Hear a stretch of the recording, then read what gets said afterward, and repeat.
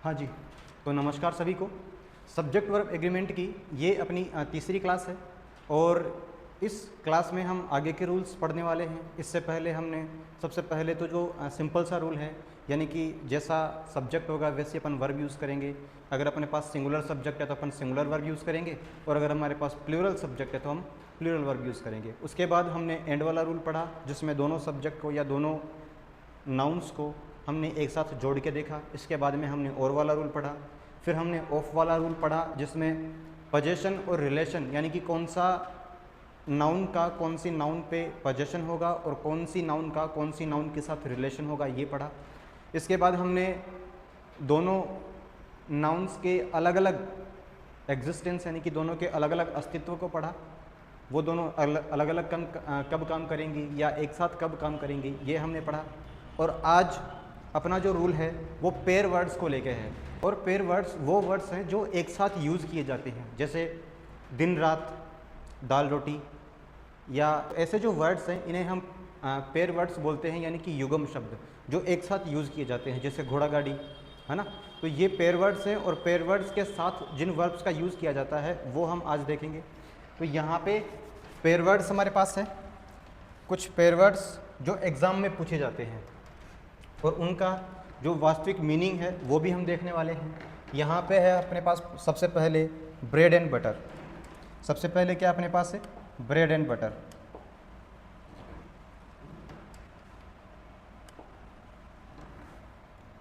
Bread and butter देखने से समझ में आ रहा है कि यहाँ पे क्या है?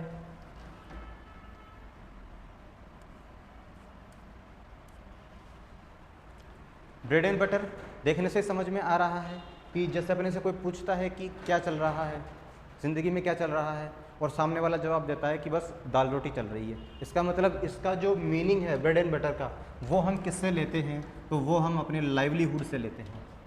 किससे लेते हैं भाई? लाइवलीहुड से लेते हैं, यानी कि अपनी आजीविका से लेते हैं। इसका मीनिंग हम किससे लेते हैं? अपनी आजीविका से लेते हैं। ठीक है। इसके बाद हो गया अपना राइज एंड करी, यानी कि अगर कुछ अच्छा चल रहा है जीवन में तो अपन कहेंगे राइज एंड करी, और अगर ठीक ठाक चल रहा है मामला फिर अपन कहेंगे ब्रेड एंड बटर। यहाँ पे करी और इसके साथ में अगर फ्लेटर हो तो करी फ्लेटर का एक मतलब चापलूसी से भी निकलता है भाई।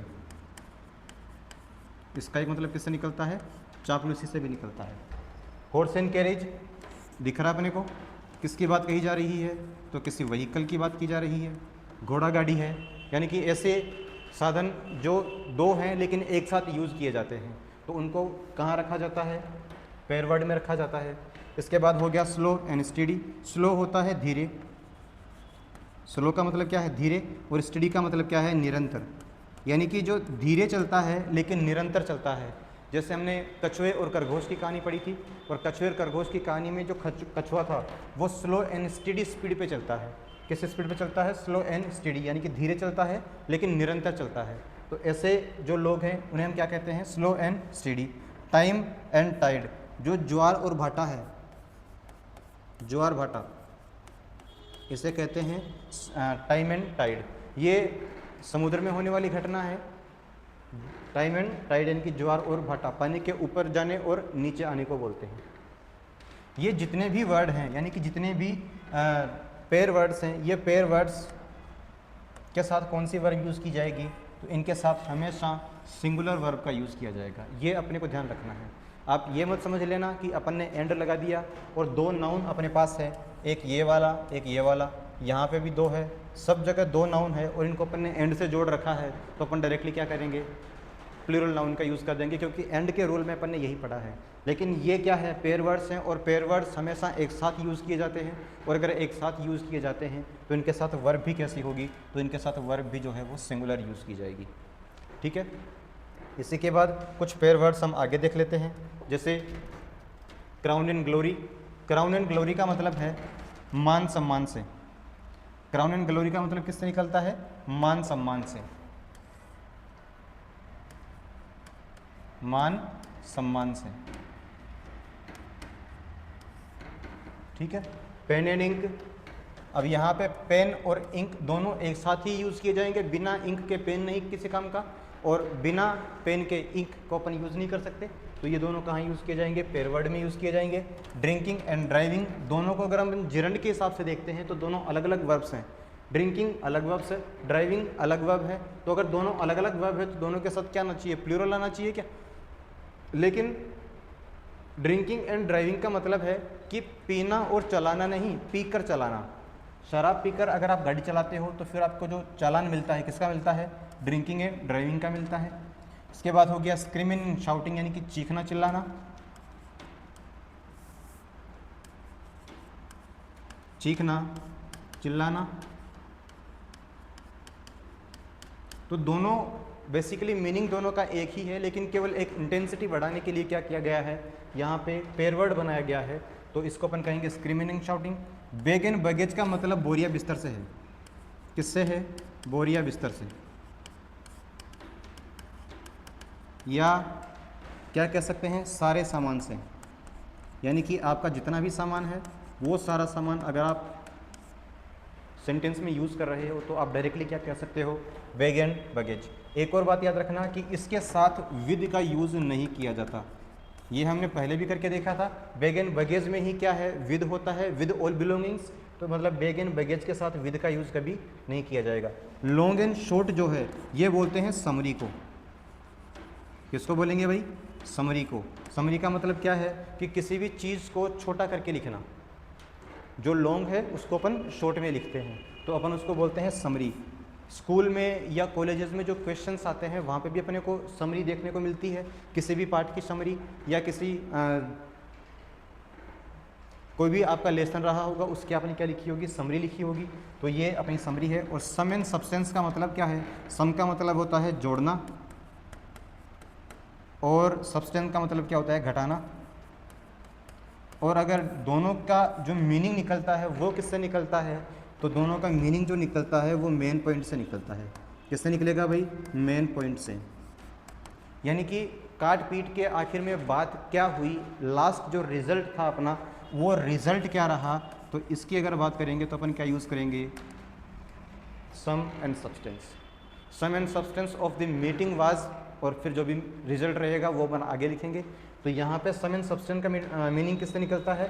तो मेन पॉइंट से, या जो रिजल्ट होता है ना उससे निकलता है।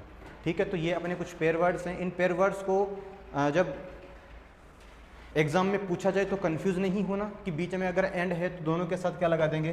प्लूरल वर्ब लगा देंगे, क्योंकि प्लूरल वर्ब लगती नहीं है। ठीक है, जैसे कुछ सेंटेंस अपन लिख के देखते हैं।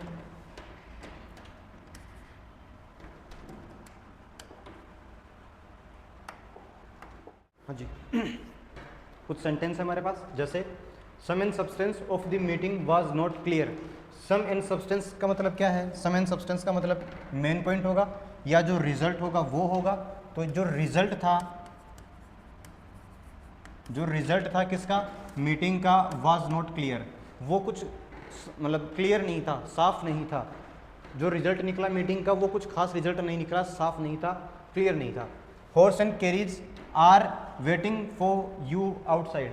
तो यहाँ पे हॉर्स एंड कैरीज दो नाउन हो गए क्या अपने पास, लेकिन दोनों के दोनों क्या है? पेयर वर्ड्स हैं।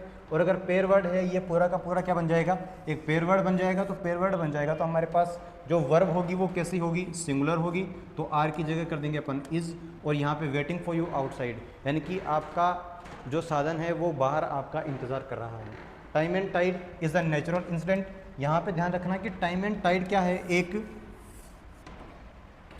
पेयर वर्ड है, लेकिन ये जो है इसको अगर आप दूसरे एग्जाम्स दे रहे हो तो इसको सिंगुलर माना जाता है। लेकिन एसएससी जो है, ये थोड़ा सा ध्यान रखना, एसएससी इसको क्या मानती है? प्लूरल मानती है। तो अगर एसएससी के जितने भी एग्ज़ाम्स हैं उनमें ये आ जाए तो अपने को इज की जगह क्या करना है? आर करना है, क्योंकि एक बार ये पूछा गया था और वहाँ एसएससी ने इसे क्या माना था? प्लूरल माना था। इसका मतलब आगे भी प्लूरल ही मानेगी।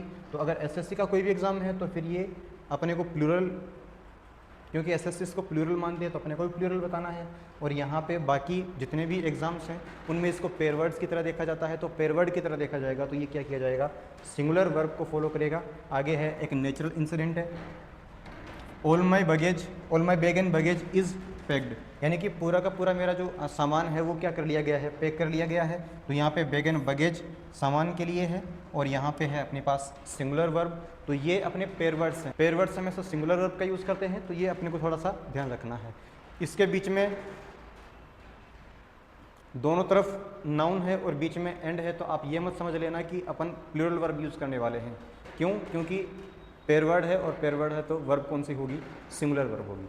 ठीक है, आगे वाला रूल अपन देखते हैं।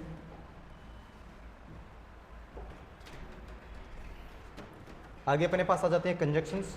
कंजक्शंस वो वर्ड्स हैं जो दो सब्जेक्ट हो सकते हैं, ऑब्जेक्ट हो सकते हैं, सेंटेंस हो सकते हैं, इन सभी को जोड़ने का काम करते हैं। कंजक्शंस अपन किसको बोलते हैं, संयोजक को बोल सकते हैं। संयोजक यानी कि जोड़ने वाला, कंजक्ट करने वाला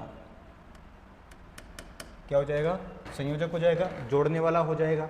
और जब भी अपन किसी कंजक्शन को सेंटेंस में देखें जिसके साथ दो सब्जेक्ट जुड़े हुए हैं तो अपन कौन सी वर्ब का यूज़ करेंगे, तो अपन अकॉर्डिंग टू फर्स्ट सब्जेक्ट उस वर्ब का यूज़ करेंगे। यानी कि अपना जो फर्स्ट सब्जेक्ट है वो कौन सा है, तो इसके अकॉर्डिंग ही अपने को क्या करना है, वर्ब का यूज़ करना है। इसमें कुछ कंजक्शंस आ जाते हैं, जैसे पहला है लाइक। लाइक एक वर्ब भी है लेकिन यहाँ पे अपन कंजक्शन की तरह यूज़ कर रहे हैं और इसका मतलब क्या हो जाएगा, की तरह। क्या हो जाएगा, की तरह, यानी कि जो पहला सब्जेक्ट होगा उसी की तरह क्या करेगा, दूसरा सब्जेक्ट काम करेगा। As well as same meaning है।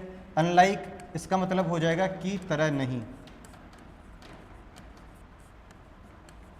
यानी कि जो दूसरा सब्जेक्ट होगा वो पहले सब्जेक्ट को फॉलो नहीं कर रहा इस सेंस में। एंड नोट हो जाएगा ना कि, यानी कि पहला सब्जेक्ट काम कर रहा है दूसरा सब्जेक्ट काम नहीं करेगा। इंक्लूडिंग हो जाएगा शामिल करते हुए,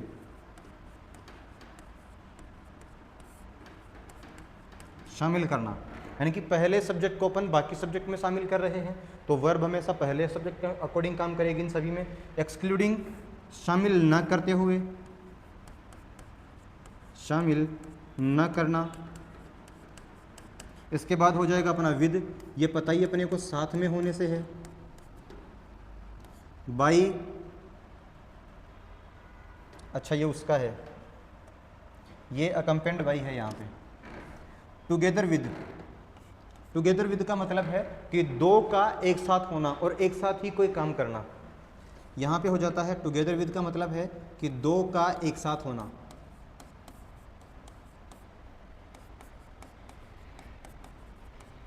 यह साथ साथ चलने से हो जाता है।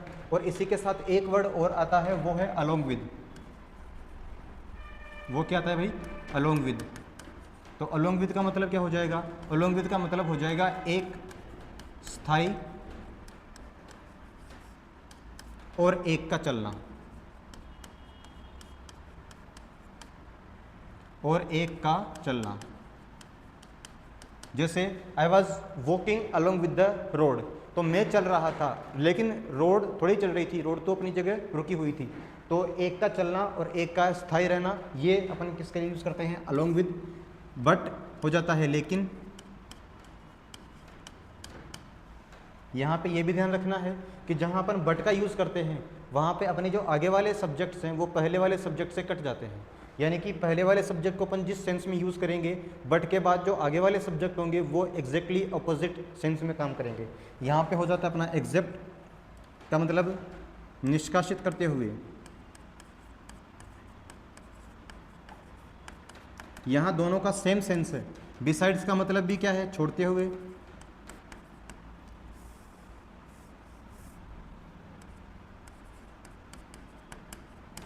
छोड़ते हुए। रादर देन का भी सेम मीनिंग हो जाएगा, छोड़ते हुए। और अकम्पेंड बाय का मतलब है के साथ।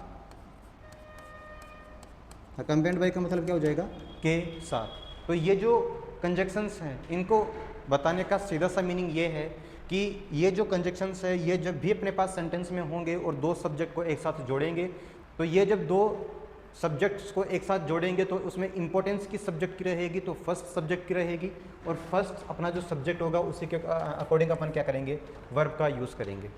ठीक है, इसके कुछ सेंटेंस अपन बना के देखते हैं, फिर अपने को ज़्यादा समझ में आएगा इससे।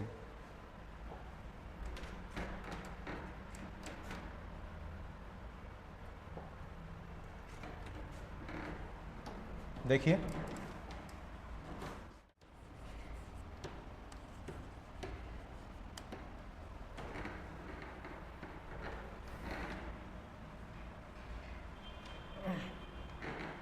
हाँ जी, तो कुछ सेंटेंस हमारे पास, जैसे the manager as well as the workers are on hunger strike.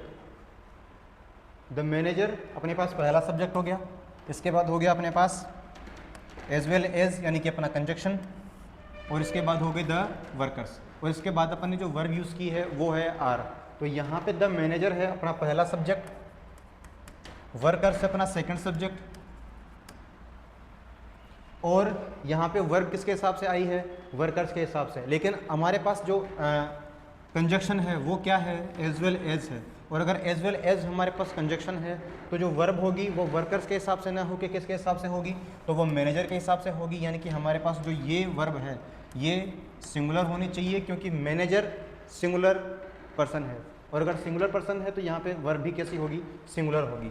यहाँ पे देखना, यू एड नोट आई, यहाँ पे एड नोट हमारे पास एक कंजक्शन है जिसका मतलब होता है न कि, तो यहाँ पे यू यानी कि तुम, न कि मैं, am going to be punished for this mistake, यानी कि इस गलती के लिए तुम्हें दंडित किया जाएगा न कि मुझे। तो यहाँ पे दंडित किसको किया जाएगा, यू। तो यहाँ पे जो वर्ब होगी वो भी किसके हिसाब से होगी, यू के हिसाब से होगी, तो एम की जगह क्या आ जाएगा हमारे पास, आर आ जाएगा। आगे हो गया हमारे पास Ram rather than his friends. तो रादर देन क्या है, एक कंजक्शन है, और ये तुलना करता है, और इंपॉर्टेंस किसको देता है, फर्स्ट सब्जेक्ट को देता है। तो हिज फ्रेंड्स हैव, अब यहाँ पे हैव क्या है, फ्रेंड्स के हिसाब से यूज़ हुआ है, लेकिन फ्रेंड्स के हिसाब से यूज़ न हो के किसके हिसाब से यूज़ होना चाहिए, तो राम के हिसाब से होना चाहिए। तो आगे क्या हो जाएगा, has achieved better position in class, यानी कि राम ने, न कि उसके दोस्तों ने क्या की है, एक बेटर पोजीशन अचीव की है क्लास में। तो all taxes including the benefit must be paid bye customers in these days. All the taxes यानी कि सभी के सभी टैक्सेस जो है, इंक्लूडिंग द बेनिफिट, और उसमें क्या है, लाभ भी किसको पे करना है, तो कस्टमर को ही देना है। आजकल के जितने भी प्रोडक्ट आ रहे हैं उन सब में आप देख लीजिए कि मर्चेंट का जो बेनिफिट होगा यानी कि उसका जो लाभ होगा वो भी आप ही को देना है, और इसके साथ में जो टैक्स होंगे उस चीज़ पर जितने भी टैक्स लगेंगे वो भी टैक्स आप ही को देने हैं। बीच वाला उसमें उस टैक्सेस में से कुछ भी नहीं दे रहा, वो तो अपना प्रॉफिट और उसमें से गेन कर रहा है, अपना बेनिफिट और उसमें से गेन कर रहा है। तो यहाँ पे ऑल टैक्सेस हमारे पास क्या है, प्लूरल नाउन है, ऑल टैक्सेस प्लूरल नाउन है, इंक्लूडिंग हो गया हमारा कंजक्शन, इसके बाद में हो गया the benefit must be paid, और यहाँ पे हमारे पास मस्ट हो गया। इसका मतलब ये एक मॉडल है, चाहे सिंगुलर हो चाहे प्लूरल हो, सभी के लिए एक ही तरह से यूज़ किया जाता है। तो must be paid by the customer in these days, इन दिनों टैक्स, तो टैक्स उसके साथ में जो मर्चेंट का बेनिफिट है वो भी किसको पे करना पड़ रहा है, तो कस्टमर्स को ही पे करना पड़ रहा है। ठीक है, ये हमारे पास हो गए हमारे कंजक्शंस का आप थोड़ा सा ध्यान रखेंगे कि कंजक्शन अपने पास जब भी होंगे तो हम सेकंड सब्जेक्ट को इंपॉर्टेंस न देके किस सब्जेक्ट को देंगे, तो फर्स्ट सब्जेक्ट को हम अपना इंपॉर्टेंस देंगे, और इसी के अकॉर्डिंग हम जो है वर्ब का यूज़ करेंगे। ठीक, इसके आगे हम एक रूल और देख लेते हैं अपना आज का, और वो है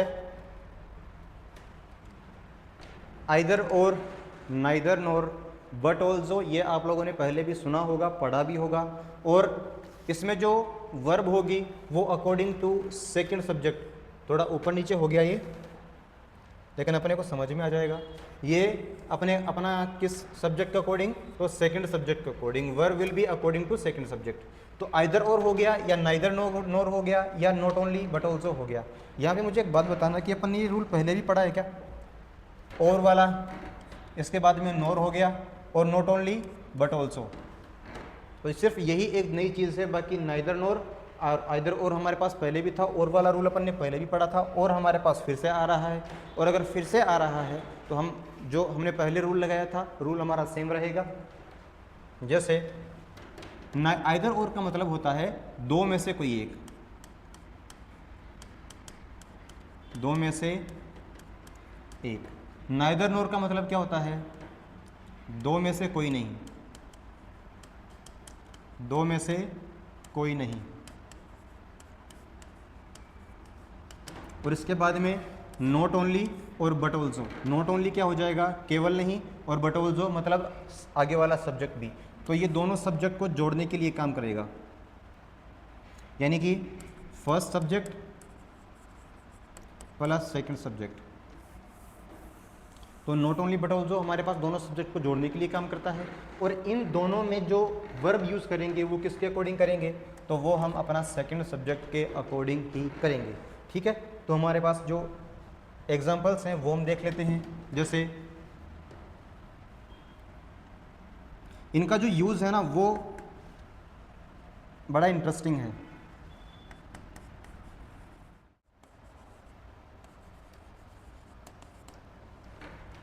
हाँ जी, 3 सेंटेंस हमारे पास है और तीनों सेंटेंसेस में हमने सिर्फ और सिर्फ हमारा जो कंजक्शन है वो बदला है, इसके अलावा हमने उसमें से कुछ भी चेंज नहीं किया है। यहाँ पे देखना हमने किन वर्ड से जोड़ा है और हमारा जो सेंटेंस है वो क्या कहता है। यहाँ देखना नाइदर आइदर और है, और यहाँ पे हमारा फर्स्ट और सेकंड सब्जेक्ट है। यहाँ पे नाइदर और नोर है, ये हमारा फर्स्ट और सेकंड सब्जेक्ट है। ये हमारा नॉट ओनली और बट ऑल्सो है, और ये यहाँ पे हमारा फर्स्ट और सेकंड सब्जेक्ट है। बाकी पूरा का पूरा सेंटेंस हमने सेम रखा है, सिर्फ और सिर्फ कनेक्टिव्स बदले हैं, बाकी सब सेम है। तो यहाँ पे राम और हिज फ्रेंड्स किसके साथ जोड़ा अपन ने? आइदर और के साथ। और के साथ अपन ने एक रूल पहले भी पढ़ा था, और वो क्या पढ़ा था कि और जहाँ होगा उसके उस सब्जेक्ट के पास में जो वर्ब होगी वो पास वाले सब्जेक्ट के अकॉर्डिंग ही यूज़ की जाएगी। तो यहाँ पे ये क्या है? फ्रेंड्स है क्या? तो फ्रेंड्स के अकॉर्डिंग यहाँ पे क्या हो जाएगा? हैव, क्योंकि हेज तो क्या हो गई? सिंगुलर वर्ब हो गई, और फ्रेंड्स क्या है? ज़्यादा है, तो ज़्यादा है तो यहाँ पे हमारे पास वर्ब भी कैसी होगी? प्लूरल वर्ब होगी। नाइदर हो गया राम नॉर हिज फ्रेंड्स, तो यहाँ पे नाइदर है, ना तो राम और ना उसके दोस्त। मतलब हमारा जो सेकंड सब्जेक्ट है वो क्या है? फ्रेंड्स है, तो यहाँ पे फ्रेंड्स के हिसाब से क्या हो जाएगा? हैव हो जाएगा। फिर हमारे पास है नॉट ओनली बट ऑल्सो, यानी कि राम ही नहीं उसके दोस्त भी। But not only but also क्या कर रहा है? दोनों सब्जेक्ट को जोड़ने का काम कर रहा है। तो यहाँ पे नॉट ओनली है और यहाँ पे है बट ऑल्सो, और दोनों के साथ अपन ने जोड़ दिया दोनों सब्जेक्ट राम और हिज फ्रेंड्स, और यहाँ पे हैज़ की जगह क्या हो जाएगा? हैव हो जाएगा। ठीक है, तो ये हमारे कंजक्शंस हैं जो ये थोड़े से डिफरेंट वर्क करते हैं, इसलिए अपन ने इसको थोड़ा सा अलग लिख लिया। बाकी इससे पहले रूल वाले जो थे वो हमने पहले पढ़ लिए।